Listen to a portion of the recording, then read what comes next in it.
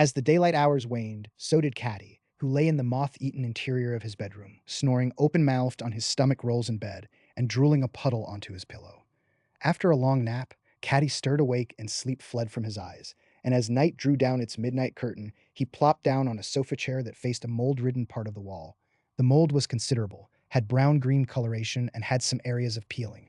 It was shapeless, smelled vaguely of smoke, about 2 meters in length and the same in width, and put there by what Caddy believed to be roof leakages. The wall bruising had grown out of control with the recent thunderstorms, suggesting the roof leakages were quickly becoming worse. Despite its ugly appearance, Caddy regarded the furry growth as his friend. Caddy believed the mold was something special, since it had effects so wondrous on the human mind. Like a portal to non-local creation, the moldy surface of the wall gave him insights into otherworldly spheres far remote from the tameness and plainness of this side of reality. If he spent anywhere from a few minutes to a full hour gazing into its livid markings, he would be transported mind and soul to other unnamed worlds, and like an ant mound, those worlds were crawling with life. "Oh, mold companion," Caddy began, dry-throated, "show me those outlandish things you always do. Do not deprive me of your insights, wonder worker."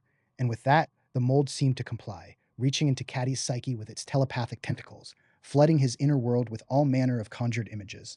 Living shades, moving forms, robe-wearers, club-wielders, androgynes, the antlered and three-toed, the protuberant-eyed and bushy-hided, the vile-tongued, the hell-bent, and abyss-sent, came like the stubborn tide into Caddy's unweaponed mind, as into a theater for play, doors open wide, meshing their God-given noises forming a single hodgepodge of disorganized, thunderous omni-exclamation. A racket Caddy heard with one invisible ear and not two visible ears.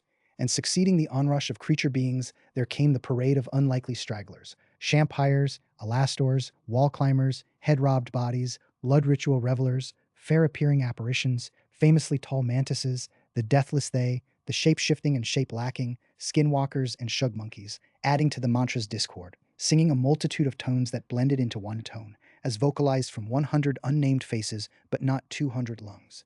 Caddy cradled his head between the heels of his hands, but lost the whereabouts of his own head when his mind expanded to the size of a cathedral in order to contain the creatures at play in his once private interior world. He felt himself being pummeled by this wayward sea of bustling feet and thudding hooves and clattering pincers, but no part of Caddy's body was attacked even when he felt himself pummeled to dust, since the absence of bodily sensation had left him unrelated to the earth. And his mind, vast as never before, rattled and twisted as if it was not an indestructible mind, was guested to excess by scoffing devils and shawled lizard motleys. Caddy was at the height of euphoria when he took his last breath, slumped out of his sofa chair, and died of mold poisoning by oceans of spiders.